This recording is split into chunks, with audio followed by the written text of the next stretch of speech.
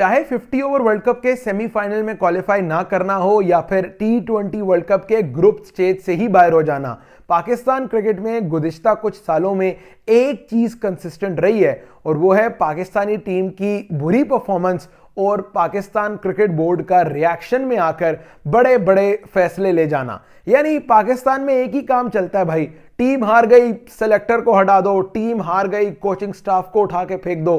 Consistency नाम की तो कोई चीज हमारी क्रिकेट में एग्जिस्ट करती ही नहीं है।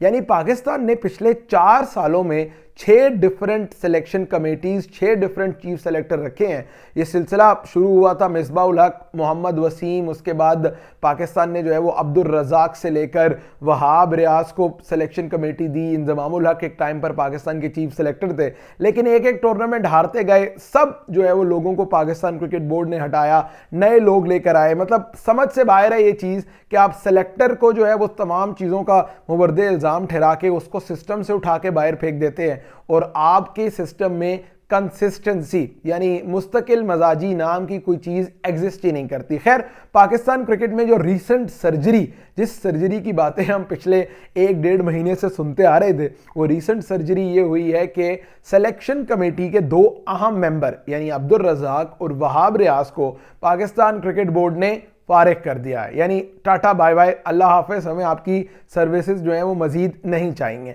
अब ये चीज़ बड़ी इंटरेस्टिंग है, ये बड़ा मज़ेदार पॉइंट है कि जब ये सिलेक्शन कमेटी बनी थी, 7 मेंबर्स पर मुश्तमिल ये सिलेक्शन कमेटी थी और कहा यह गया था कि कोई भी मेंबर जो है वो दूसरे से ऊपर नहीं है, यानी हर मेंबर की हैसियत बराबर की है। ये 7 मेंबर्स जो हैं वो वोटिंग कर कर प्लेयर सेलेक्ट करेंगे, यानी इस सिलेक्शन कमेटी का हेड कोई नहीं है। तो भाई जब 7 बंदों की हैसियत एक ही थी तो आप 2 बंदों को फारिग क्यों कर रहे हैं? मतलब क्या, या तो फिर आप माने कि 2 बंदों को ज्यादा इख्तियारात दिए गए और बाकी 5 बंदों के पास इख्तियारात कम थे।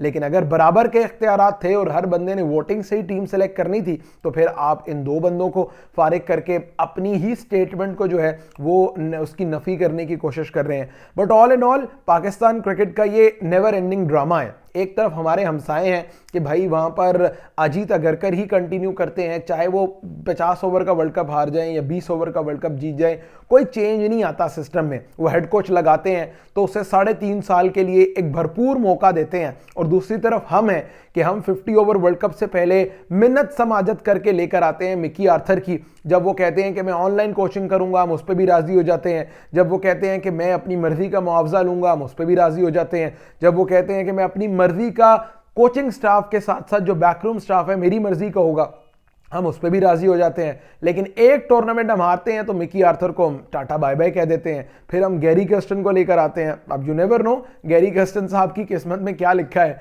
भाई कंसिस्टेंट जब तक आप नहीं होंगे ना किसी भी चीज को लेकर, क्योंकि जब आप कंसिस्टेंट होते हैं तभी आप दूसरे बंदे से अकाउंटेबिलिटी कर सकते हैं। अब आप पूछें वहाब रियाज से, भाई आपने गलत टीम सेलेक्ट की है, कौन जिम्मेदार है? वो तो कहेंगे भाई मुझे तो एक टूर्नामेंट दिया था, एक टूर्नामेंट में मैं क्या कर सकता हूं।